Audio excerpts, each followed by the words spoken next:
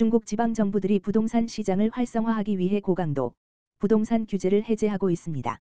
몇몇 도시는 주택 매수 제한을 완화하고 주택 구매자들을 지원하는 조치를 취하고 있으며 무주택자를 위한 우대 금리 및 낮은 입금 비율을 도입하고 있습니다. 이러한 규제 완화로 인해 부동산 시장 진입 장벽이 낮아지고 부동산 시장이 활기를 회복하고 있는 상황입니다. 과거에는 부동산 가격 상승을 억제하기 위해 강력한 규제가 시행되었으나 이로 인해 부동산 시장이 침체되었습니다. 중국의 부동산 시장은 국내 총생산의 큰 부분을 차지하며 중국 경제에 중요한 역할을 합니다. 메타의 새 소셜미디어 스레드가 최근 코로나와 관련된 민감한 키워드 검색을 차단하고 논란이 일고 있습니다. 이 스레드는 키워드 검색 기능을 출시했으나 코로나19분, 백신과 같은 단어로 검색하면 결과가 나오지 않는 것으로 나타났습니다. 메타는 이를 민감한 내용을 보여주지 않기 위한 임시 조치로 설명하고 있으나 이에 대한 비판이 나오고 있습니다.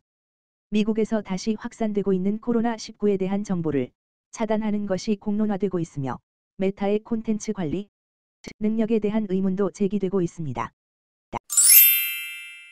유럽연합 EU은 내년 경제 성장률 전망치를 대폭 하향 조정하며 현재의 어려운 상황을 반영하고 있습니다.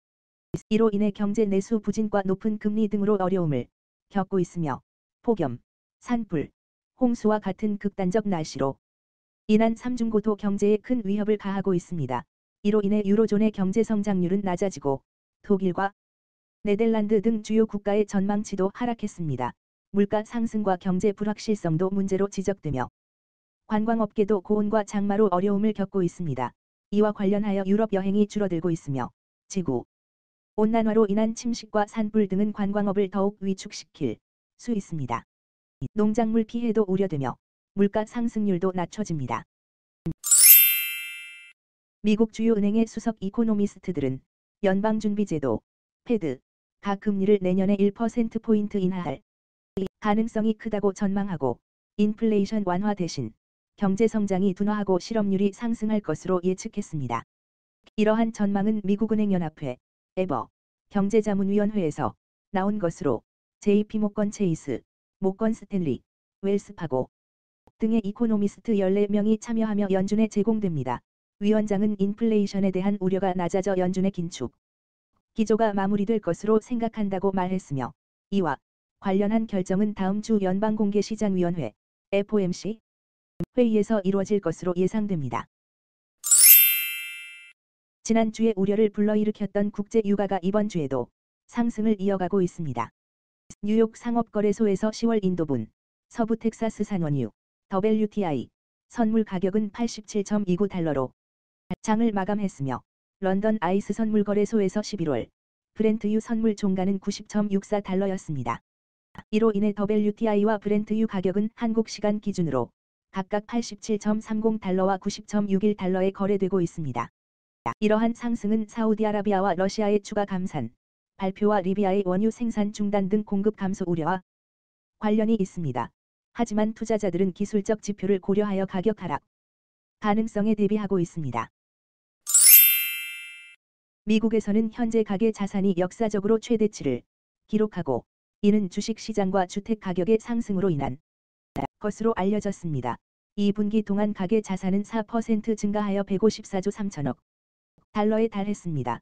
2부의 증가는 특히 주식 가치와 부동산 자산의 상승으로 주로 기인합니다. 미국 경제는 예상을 뛰어넘어 회복세를 보이며 경기 침체 우려가 줄어들고 있습니다. 그러나 미국인들 중에는 조 바이든 대통령의 경제 정책을 부정적으로 평가하는 사람들도 많으며 일부는 더 어려운 경제 환경에 직면하고 있습니다. 예를 들어 신용카드 채무가 사상 처음으로 1조 달러를 넘어섰으며 신용 연체 건수가 증가하고 있습니다.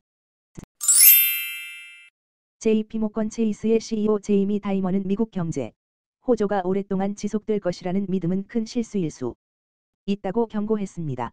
그는 현재 경제는 소비자 건전성과 임금 상승으로 지탱되고 있지만 중앙은행의 양적 긴축, 우크라이나 전쟁 및 정부의 지출 등이 우려 요인이라고 지적했습니다.